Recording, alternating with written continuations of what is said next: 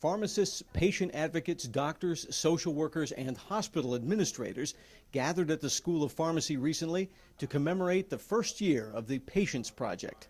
Patients, which stands for Patient-Centered Involvement in Evaluating the Effectiveness of Treatments, is an innovative, collaborative approach to involving patients and other key stakeholders in designing health research. The project is led by C. Daniel Mullins, professor and chair of the School of Pharmacy's Department of Pharmaceutical Health Services Research. It is funded with a 5-year, $5 million grant from the Agency for Healthcare Research and Quality. Patients uses patient-centered outcomes research, or PCOR, to involve patients, their health priorities, and interest in research.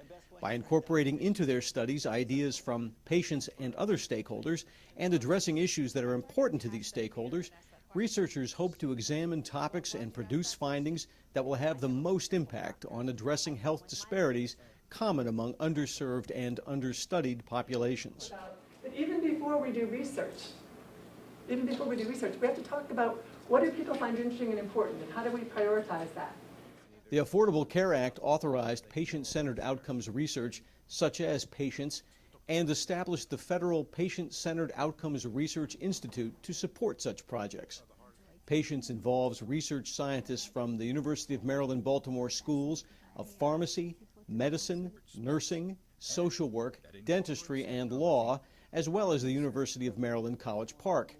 It also includes partnerships with community organizations, churches, advocacy groups, hospitals, healthcare systems, and patient advocates. Representatives of all these stakeholder groups attended the patients' annual meeting on the UMB campus, discussing the project's progress, lessons learned, hopes and goals for the future, and new ideas for how to reach those goals.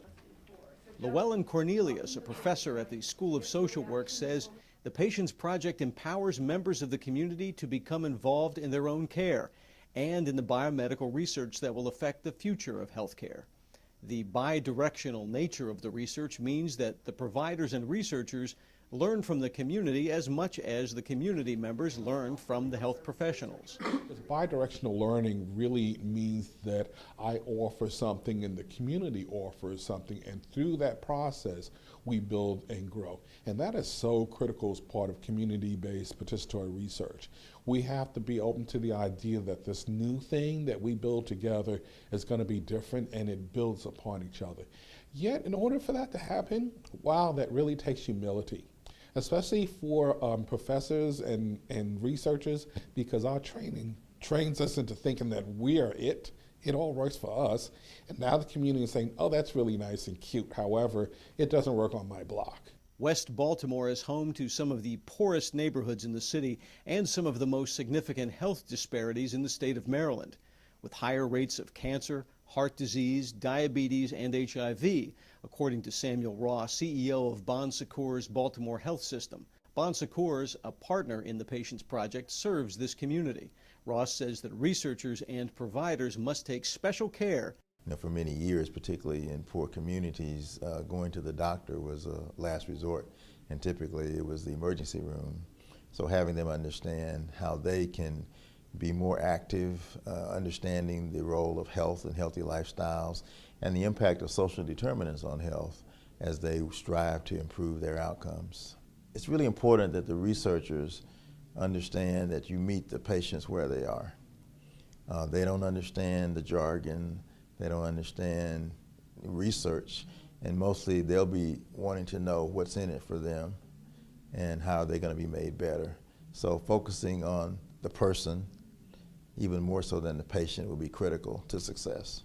Patient advocate Daniel Fry became involved in the Patients Project through his physician, Dr. David Stewart, associate professor and chair of the Department of Family and Community Medicine at the School of Medicine.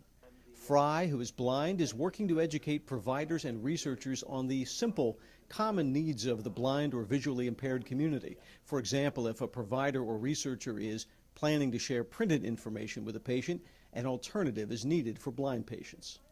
There's a lot of social misunderstanding about the nature of blindness in the world, a lot of prejudice based on simple lack of information. And so if we can explain to the medical community that blindness is just one of many characteristics and that there are a few simple, common sense approaches that make interacting with our community easier, I think the experience for blind and vision impaired people will be vastly improved. I think patients that feel that the environment is welcoming and understanding will be more inclined to access medical care. I think they will be better informed patients because they will have access to information they need. And their experience in what often can be a stressful situation just by dealing with medical situations will be improved because they won't have to deal with the